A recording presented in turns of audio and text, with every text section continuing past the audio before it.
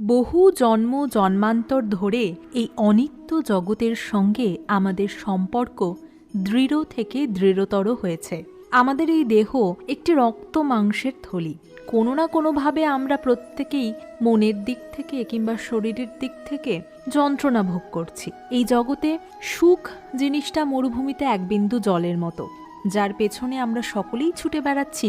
তবুও ভাবুন তো, এক বিন্দু জল দিয়ে কি আমাদের তৃষ্ণা মিটবে? যারা কৃষ্ণ লীলামৃত সুধা পান করতে চান তাদের জন্য আমার এই ছোট্ট প্রয়াস। শ্রীমদ্ ভাগবতের 10ম স্কন্ধের অনুবাদ করা একটি বই আমার কাছে আছে।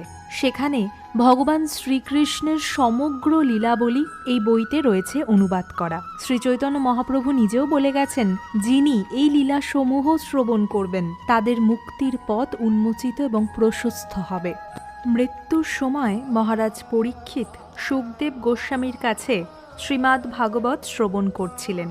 মহারাজ পরীক্ষিত যখন অবিশ্রান্তভাবে কৃষ্ণ কথা শ্রবণ করার বাসনা প্রদর্শন করেন, শুকদেব গোস্বামী তখন অত্যন্ত সন্তুষ্ট হন।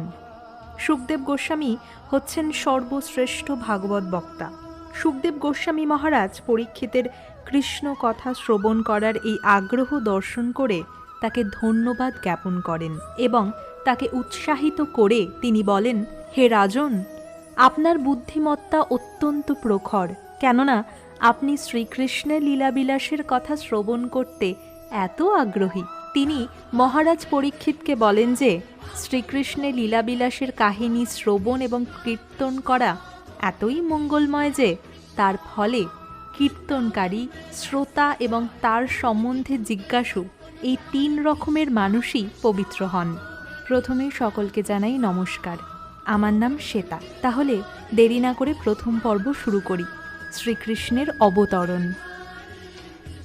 আসুরিক রাজাদের অবাঞ্ছিত সামরিক শক্তির প্রভাবে একসময় পৃথিবী ভারাক্রান্ত হয়ে উঠেছিল।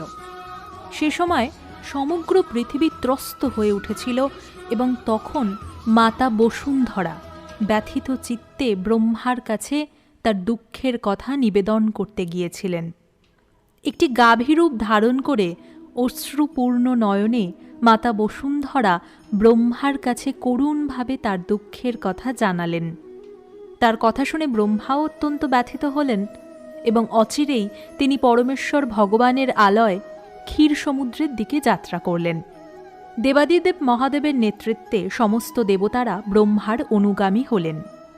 মাতা বসুন্ধরাও তার কাছে গেলেন। ক্ষীর সমুদ্রের তীরে পৌঁছে ব্রহ্মা ভগবান বিষ্ণুর বন্দনা করতে শুরু করলেন, যিনি বরাহ রূপ ধারণ করে পূর্বে বসুন্ধরাকে রক্ষা করেছিলেন। বৈদিক মন্ত্রে পুরুষ সূক্ত নামক এক বিশিষ্ট স্তব আছে, যার দ্বারা দেবতারা ভগবান শ্রীবিষ্ণুর বন্দনা করেন। কোনো রকম উপদ্রব হলেই স্বর্গের দেবতারা সেই উপদ্রব কমানোর জন্য ব্রহ্মার কাছে প্রার্থনা করেন এবং তখন ব্রহ্মা ক্ষীর সমুদ্রের তীরে গিয়ে ভগবান বিষ্ণুর সাহায্য প্রার্থনা করে তার স্তব করেন। এই ব্রহ্মাণ্ডে শ্বেতদ্বীপ নামক একটি গ্রহ রয়েছে, যেখানে ক্ষীর সমুদ্র নামক একটি সমুদ্র রয়েছে। বৈদিক শাস্ত্রের মাধ্যমে জানা যায় যে এই পৃথিবীতে যেমন লবণ সমুদ্র আছে, তেমনি অন্যান্য গ্রহে নানা রকম সমুদ্র রয়েছে। যেমন ধরুন, দুধের সমুদ্র, কোথাও বা তেলের সমুদ্র, কোথাও বা সুরার সমুদ্র। পুরুষ সূক্ত হচ্ছে সেই স্তব যার দ্বারা দেবতারা ক্ষীরোদকশায়ী বিষ্ণুর অর্থাৎ ক্ষীর সমুদ্রে শয়ান বিষ্ণুর বন্দনা করে থাকেন। তিনি হলেন পূর্ণ পুরুষোত্তম নারায়ণ, যার থেকে এই ব্রহ্মাণ্ডের সমস্ত অবতারেরা প্রকট হন। দেবতারা পুরুষ সূক্ত দ্বারা স্তব করা সত্ত্বেও যখন পরমেশ্বর ভগবান বিষ্ণু প্রসন্ন হলেন না, তখন ব্রহ্মা স্বয়ং তপস্যা করতে শুরু করলেন। সেই সময় ভগবান শ্রী বিষ্ণু ব্রহ্মার কাছে তার বার্তা প্রেরণ করলেন। তিনি ব্রহ্মাকে জানালেন তিনি অচিরেই তার পরাশক্তিসহ অসুর সংহার করার জন্য পৃথিবীতে অবতরণ করবেন এবং তখন দেবতারাও যেন তার সহায়তা করার জন্য সেখানে উপস্থিত থাকেন। তারা যেন অচিরেই যদুকুলে জন্মগ্রহণ করেন, যে কুলে তিনি স্বয়ং আবির্ভূত হবেন। ব্রহ্মা তখন দেবতাদের সেই বার্তা শোনালেন। বৈদিক জ্ঞান লাভের এটাই হচ্ছে পন্থা। ব্রহ্মা তার হৃদয় সর্বপ্রথম ভগবান বিষ্ণুর নির্দেশ প্রাপ্ত হন। পরমেশ্বর ভগবান শ্রীকৃষ্ণ বসুদেবের সন্তান রূপে আবির্ভূত হবেন বলে ঘোষণা করলেন। তার অবতরণের পূর্বেই সমস্ত দেবতারা তাদের পত্নী সহ ভগবানের কার্যে সহায়তা করার জন্য যদুকুলে বিভিন্ন পরিবারে জন্মগ্রহণ করলেন।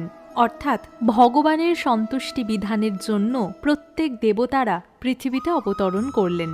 দেবতারা জানতে পেরেছিলেন যে ভগবানের অংশ অবতার অনন্ত শেষ, যিনি অনন্ত ফণা বিস্তার করে ব্রহ্মাণ্ড ধারণ করে আছেন। তিনিও শ্রীকৃষ্ণের আবির্ভাবের পূর্বে পৃথিবীতে অবতরণ করবেন এবং ভগবানের বহিরঙ্গা প্রকৃতি, যার প্রভাবে সমস্ত বদ্ধ জীবেরা মুগ্ধ হয়ে আছে, সেই বিষ্ণু মায়াও ভগবানের উদ্দেশ্য সাধন করার জন্য আবির্ভূতা হবেন। তারপর মধুর বাক্যে সমস্ত দেবতাদের এবং মাতা বসুন্ধরাকে আশ্বস্ত করে সমস্ত প্রজাপতিদের পিতা ব্রহ্মা তার স্বধাম ব্রহ্মাণ্ডের সর্বোচ্চ লোক ব্রহ্মলোকে ফিরে গেলেন। সেই সময় যদুবংশের নেতা শূরসেন মথুরা ও শূরসেন প্রদেশে রাজত্ব করছিলেন। রাজা শূরসেনের রাজত্বের ফলে মথুরা সমস্ত যদুবংশীয় রাজাদের রাজধানীতে পরিণত হয়েছিল। যদুবংশীয় রাজারা ছিলেন অত্যন্ত ধর্মপরায়ণ এবং তারা জানতেন যে দ্বারকার মতো মথুরাও হচ্ছে ভগবান শ্রীকৃষ্ণের নিত্যধাম। সেই জন্য যদুবংশীয় রাজারা মথুরায় তাদের রাজধানী স্থাপন করেছিলেন। একসময় শূরসেনের পুত্র বসুদেব দেবকের কন্যা দেবকীকে বিবাহ করে তার নববিবাহিতা পত্নীকে নিয়ে রথে চড়ে তার প্রাসাদে ফিরছিলেন। সেই সময় উগ্রসেনের পুত্র কংস তার ভগ্নী দেবকীকে প্রসন্ন করার মানসে বসুদেবের রথের সারথি হয়ে সে রথ চালিয়ে নিয়ে যাচ্ছিল। বৈদিক পদ্ধতি অনুসারে কন্যার বিবাহের পর তার ভাই তাকে শ্বশুরালয়ে পৌঁছে দিয়ে আসে, যাতে ভগ্নী নিঃসঙ্গ বোধ না করে। দেবকীর পিতা দেবক অতুল ঐশ্বর্য দান করেছিলেন। তিনি সুবর্ণ অলঙ্কারে ভূষিত 400 হাতি, 15,000 সুসজ্জিত অশ্ব এবং 1800 রথ দান করেছিলেন। তিনি তার কন্যাকে 200 সুন্দরী দাসীও দান করেছিলেন। ভারতের ক্ষত্রিয় বংশে এখনও এই প্রথা প্রচলিত রয়েছে। নববিবাহিতা বধূর সঙ্গে তার সখীরাও তার শ্বশুরবাড়িতে গমন করেন। তাদের দাসী বলা হয়, কিন্তু প্রকৃতপক্ষে তারা হচ্ছেন রাজকন্যার সহচরী। এই প্রথা পুরাণকাল থেকে প্রচলিত আছে। 5000 বছর পূর্বে শ্রীকৃষ্ণের অবতরণের আগেও এই প্রথা প্রচলিত ছিল। বসুদেব তার পত্নীর সঙ্গে তার সহচরী 200 সুন্দরী কন্যাও তার সঙ্গে নিয়ে যাচ্ছিলেন। বর বধূ যখন রথে করে যাচ্ছিলেন, তখন সেই শুভ লগ্ন ঘোষণা করে নানা রকম বাদ্য বাজছিল। শঙ্খ, বেণু, মৃদঙ্গ এবং ভেরির শব্দে এক অপূর্ব শব্দ তরঙ্গের সৃষ্টি হচ্ছিল। সমস্ত শোভাযাত্রা অত্যন্ত সুন্দরভাবে অগ্রসর হচ্ছিল, আর কংস বরবধূর রথ চালিয়ে নিয়ে যাচ্ছিল। তখন হঠাৎ দৈববাণী হলো, কংস, তুমি অতি নির্বোধ, মূর্খতার বশে তুমি তোমার ভগ্নী এবং ভগ্নীপতির রথ চালিয়ে নিয়ে যাচ্ছ। তুমি জানো না যে এই ভগ্নীর অষ্টম গর্ভের সন্তান তোমার মৃত্যুর কারণ হবে। ভোজবংশীয় রাজা উগ্রসেনের পুত্র কংস ছিল অত্যন্ত আসরিক ভাবাপন্ন। এই আকাশবাণী শোনা মাত্র কংস এক হাতে তার ভগ্নী দেবকীর কেশাকর্ষণ করে অন্য হাতে তার অসি কোষমুক্ত করে তাকে হত্যা করতে উদ্যত হল। কংসের এই দুর্ব্যবহারে বসুদেব অত্যন্ত আশ্চর্য হলেন এবং তার নির্দয় ও নির্লজ্জ শালককে শান্ত করার জন্য অত্যন্ত যুক্তিপূর্ণভাবে তিনি বলতে লাগলেন, হে প্রিয় কংস, তুমি হচ্ছ ভোজবংশের সবচাইতে যশস্বী রাজা। লোকে তোমাকে সর্বশ্রেষ্ঠ যোদ্ধা এবং মহা তেজস্বী রাজা বলে জানে। সেই তুমি কিভাবে এত ক্রুদ্ধ হয়ে তোমার সদ্য বিবাহিতা ভগ্নীকে সংহার করতে উদ্যত হয়েছ? তুমি কেন এভাবে মৃত্যু ভয়ে ভীত হচ্ছ? তোমার জন্মের সঙ্গে সঙ্গে তোমার মৃত্যুরও জন্ম হয়েছে। সেই দিন থেকেই তোমার মৃত্যু হতে শুরু হয়েছে। তোমার বয়স যদি এখন 25 বছর হয়, তার অর্থ হচ্ছে যে ইতিমধ্যে তোমার 25 বছরের মৃত্যু হয়েছে। প্রতি মুহূর্তে প্রতি ক্ষণে তোমার মৃত্যু হচ্ছে। তাহলে মৃত্যুতে তোমার কেন এত ভয়? মৃত্যু তো অবশ্যম্ভাবী। তোমার মৃত্যু আজই হতে পারে অথবা 100 বছর পরও হতে পারে, কিন্তু মৃত্যুর হাত থেকে তুমি কোনো দিনও নিস্তার পাবে না। তাহলে মৃত্যুকে কেন এত ভয় পাচ্ছ? প্রকৃতপক্ষে মৃত্যুর অর্থ হচ্ছে বর্তমান শরীরের বিনাশ। যেই মুহূর্তে শরীরের ক্রিয়াকলাপ বন্ধ হয়ে যায় এবং তা প্রকৃতির 5টি উপাদানের সঙ্গে মিশে যায়, জীবাত্মা তখন অন্য একটি শরীর ধারণ করে। এই অন্য দেহ ধারণ কর্ম অনুসারে হয়ে থাকে। দেখুন কিভাবে সাবধানতার সঙ্গে শুঁয়োপোকা এক শাখা থেকে অন্য শাখায় যায়। ঠিক তেমনি জীবাত্মা উচ্চ অধিকারীদের নির্ণয় অনুসারে তার দেহ পরিবর্তন করে। জীবাত্মা যতক্ষণ এই জড়জাগতিক শরীরে আবদ্ধ থাকে তাকে একের পর এক জড়জাগতিক শরীর গ্রহণ করতে হয়। কখনো আমরা স্বপ্ন দেখি যে আমাদের শরীর আকাশে উঠছে, আর তখন আমরা আমাদের এই বর্তমান শরীরটার কথা সম্পূর্ণভাবে ভুলে যাই। এইভাবে নিরন্তর আমাদের শরীরের পরিবর্তন হয়। আপনি যখন একটা শরীর প্রাপ্ত হন তখন আপনি পূর্ববর্তী শরীরের কথা সম্পূর্ণরূপে ভুলে যান। স্বপ্নে আমরা কত রকম নতুন নতুন শরীরের সঙ্গে সংযোগ স্থাপন করি, কিন্তু জেগে উঠলেই তাদের কথা আমাদের আর মনে থাকে না তেমন। প্রকৃতপক্ষে এই সমস্ত জড়জাগতিক শরীর আমাদের মানসিক ক্রিয়ার সৃষ্টি, কিন্তু বর্তমানে আমরা আমাদের পূর্ববর্তী শরীরের কথা স্মরণ করতে পারি না। মন স্বাভাবিকভাবেই চঞ্চল। কখনো সে কোনো কিছু গ্রহণ করে আর তারপরেই সে তা ত্যাগ করে। গ্রহণ এবং ত্যাগ, সংকল্প এবং বিকল্প, এটাই করা হচ্ছে মনের স্বভাব। ইন্দ্রিয়ের 5টি বিষয়: শব্দ, স্পর্শ, রূপ, রস, গন্ধ। এদের সংস্পর্শে মন নিরন্তর সংকল্প ও বিকল্পের বন্ধনে আবদ্ধ হয়ে থাকে। চিন্তার মাধ্যমে মন ইন্দ্রিয়ের বিষয়ের সংস্পর্শে আসে এবং কোনো বিশেষ ধরনের শরীর প্রাপ্ত হওয়ার ইচ্ছে করে এবং সেই ইচ্ছা অনুসারে সে তার শরীর প্রাপ্ত হয়। অতএব এই শরীর প্রকৃতির নিয়মের দান। যতক্ষণ পর্যন্ত না আমরা শরীর প্রাপ্ত হই ততক্ষণ আমরা আমাদের পূর্বজন্মের কর্ম ভোগ করতে পারি না, এবং এই শরীর আমরা পেয়ে থাকি আমাদের মৃত্যুকালীন চিন্তা অনুসারে। সূর্য, চন্দ্র এবং নক্ষত্র যেমন জল, ঘি বা তেলের পাত্রে বিভিন্নভাবে প্রতিবিম্বিত হয় এবং সেই পাত্রের অবস্থা অনুসারে প্রতিবিম্ব দেখা যায়, এও ঠিক তেমন। জলে চাঁদের প্রতিবিম্ব দেখা যায়, আর জল যখন নড়ে তখন মনে হয় যে চাঁদও যেন নড়ছে, কিন্তু প্রকৃতপক্ষে চাঁদ নড়ছে না। তেমনি মানসিক ক্রিয়ার প্রভাবে জীব বিভিন্ন রকমের শরীর প্রাপ্ত হয়, যদিও প্রকৃতপক্ষে এই সমস্ত শরীরের সঙ্গে তার কোনো সম্পর্ক নেই। কিন্তু মোহের বশে মায়ার দ্বারা আচ্ছন্ন হয়ে পড়ার ফলে জীবাত্মা কোনো বিশিষ্ট শরীরকে তার স্বরূপ বলে মনে করে। সেটাই হচ্ছে দেহের বন্ধনে আবদ্ধ জীবন। কোনো জীব যখন মনুষ্য শরীর প্রাপ্ত হয় সে তখন মনে করে যে সে মানব সমাজের অন্তর্ভুক্ত, অথবা কোনো বিশেষ দেশের বা কোনো বিশেষ স্থানের অধিবাসী। সে তার দেহ অনুসারে নিজের পরিচিতি স্থাপন করে এবং অনর্থক অন্য আরেকটি শরীর প্রাপ্ত হওয়ার আয়োজন করতে থাকে, যদিও তাতে তার কোনো প্রয়োজন নেই। এই ধরনের কামনা, বাসনা এবং মানসিক চিন্তাধারাই হচ্ছে বিভিন্ন শরীর প্রাপ্তির কারণ। যাই হোক, তারপর বসুদেব কংসের কাছে প্রার্থনা করলেন সে যেন তার নববিবাহিতা ভগ্নীর প্রতি হিংসা পরায়ণ না হয়। কারোর প্রতি হিংসা পরায়ণ হওয়া উচিত নয়, কেননা হিংসাই হচ্ছে ইহলোক এবং পরলোকে ভয়ের কারণ। কংসকে শান্ত করতে অক্ষম হয়ে বসুদেব চিন্তা করতে লাগলেন কিভাবে দেবকীকে রক্ষা করা যায়। বসুদেব তার পত্নীর বিষয় পুনরায় বিবেচনা করলেন। এখন তো আমাকে দেবকীর প্রাণ রক্ষা করতে হবে, তারপর সন্তানদের রক্ষা করার উপায় আমি ঠিক বের করে নেব। ভবিষ্যতে যদি আমার কোনো সন্তান হয় যার হাতে কংসের মৃত্যু, তাহলে দেবকী এবং আমার সেই সন্তান উভয়েরই অবশ্য রক্ষা পাবে, কেননা ভগবানের বিধান অবশ্যম্ভাবী। কিন্তু এখন যেভাবেই হোক আমাকে দেবকীর প্রাণ রক্ষা করতেই হবে। কখনো কখনো বসুদেবের মতো ধর্মপরায়ণ মানুষকে কংসের মতো কদর্য প্রকৃতির মানুষের সঙ্গে চাটুকারিতা করতে হয়। এটা হচ্ছে কূটনীতির পন্থা। বসুদেব কংসকে বললেন, প্রিয় কংস, তুমি বিবেচনা করে দেখো, তোমার ভগ্নীর থেকে কোনো বিপদ আশঙ্কা করার কারণ নেই। তুমি আকাশবাণী শুনে বিপদের আশঙ্কা করছো, কিন্তু সেই বিপদ আসবে তোমার ভগ্নীর পুত্রের থেকে, যার এখনও জন্মই হয়নি। কে জানে, হয়তো ভবিষ্যতে তার কোনো সন্তানই হবে না। এই সমস্ত বিবেচনা করে দেখো, তাহলে দেখবে যে তুমি এখন নিরাপদ, আর তোমার ভগ্নীর কাছ থেকে কোনো বিপদ নেই। তার যদি কোনো পুত্র সন্তান হয়, আমি তোমাকে প্রতিজ্ঞা করছি আমি তোমার হাতে তাকে অর্পণ করব।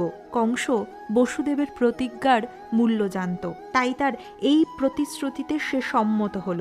বসুদেব স্বস্তি বোধ করলেন এবং কংসের এই বিবেচনার প্রশংসা করলেন। তারপর তার প্রাসাদে ফিরে এলেন। কিছুদিন পরে বসুদেব এবং দেবকীর একে একে 8টি পুত্র সন্তান হলো এবং একটি কন্যা সন্তান হলো। প্রথমে পুত্রের জন্মের পর প্রতিজ্ঞাবদ্ধ বসুদেব তাকে কংসের কাছে নিয়ে গেছেন। বসুদেবের চরিত্র ছিল অত্যন্ত মহান, তার সত্য নিষ্ঠার জন্য তিনি বিখ্যাত ছিলেন। নবজাত শিশুটিকে কংসের হাতে অর্পণ করা তার কাছে অত্যন্ত দুঃখদায়ক ছিল, কিন্তু তবুও তিনি ছিলেন প্রতিজ্ঞাবদ্ধ। তাই তিনি কংসের হাতে নবজাত সন্তানটিকে অর্পণ করলেন। সেই শিশুটিকে পেয়ে কংস অত্যন্ত প্রসন্ন হল, কিন্তু বসুদেবের এই আচরণে কংসের হৃদয় বসুদেবের প্রতি একটু করুণারও উদয় হলো। এই ঘটনার মাধ্যমে আমরা খুব সুন্দর একটা শিক্ষা পাই। বসুদেবের মতো মহাত্মার পক্ষে তার কর্তব্য সম্পাদন করা একটুও কঠিন নয়। বসুদেবের মতো বিদ্বান ব্যক্তিরা কাউকে কোনো অপবাদ না দিয়েই তাদের কাজ করে যান, আর কংসের মতো পাপীরা জঘন্যতম দুরাচার করতেও দ্বিধাবোধ করে না।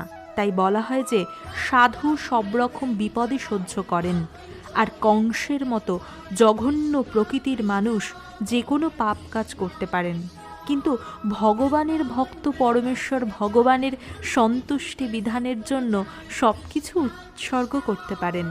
বসুদেবের ব্যবহারে কংস অত্যন্ত প্রসন্ন হলেন এবং তার এই আচরণে দ্রবীভূত হয়ে বলতে লাগল, প্রিয় বসুদেব, তোমার এই পুত্রকে নিয়ে আমার কোনো লাভ নেই, কেননা দৈববাণীতে আমি শুনেছি যে তোমার 8ম পুত্র আমাকে সংহার করবে। সুতরাং অনর্থক কেন আমি তোমার এই পুত্রটির প্রতি নিষ্ঠুর আচরণ করব? তুমি একে বরং নিয়ে যাও। বসুদেব তখন তার প্রথম সন্তানকে নিয়ে বাড়ি ফিরে এলেন। সেই সময় নারদ মুনি কংসের কাছে এলেন। তিনি জানতেন যে কংস দয়া পরবশ হয়ে বসুদেবের প্রথম সন্তানটিকে বসুদেবের কাছে ফিরিয়ে দিয়েছে। ভগবান শ্রীকৃষ্ণ যাতে যত তাড়াতাড়ি সম্ভব অবতরণ করেন সেই আয়োজন করতে নারদ অত্যন্ত উৎকণ্ঠিত ছিলেন। তাই তিনি কংসকে বললেন যে নন্দ মহারাজ সহ বৃন্দাবনের সমস্ত গোপকুমার এবং গোপকুমারীরা ও বসুদেব এবং তার পিতা শূরসেন সহ সমস্ত যদুবংশীয় এবং বৃষ্ণিবংশীয় মহাত্মারা ভগবানের অবতরণের অপেক্ষা করছেন। নারদ কংসকে সতর্ক করে দিলেন সেই সমস্ত পরিবারের সমস্ত বন্ধু, শুভাকাঙ্ক্ষী এবং দেবতাদের থেকে সাবধান থাকতে। কংস এবং তার বন্ধু ও পরামর্শদাতারা সকলেই ছিল আসরিক। দানবেরা সর্বদাই দেবতাদের ভয়ে ভীত থাকে।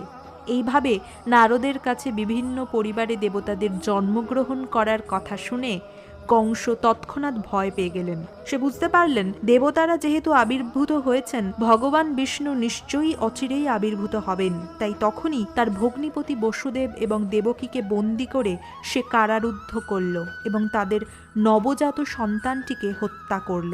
কারাগারে থাকাকালীন বসুদেব এবং দেবকী প্রতি বছর একটি করে পুত্রের জন্ম দিতে লাগলেন, আর কংস তাদের বিষ্ণুর অবতার মনে করে একে একে হত্যা করতে লাগলেন।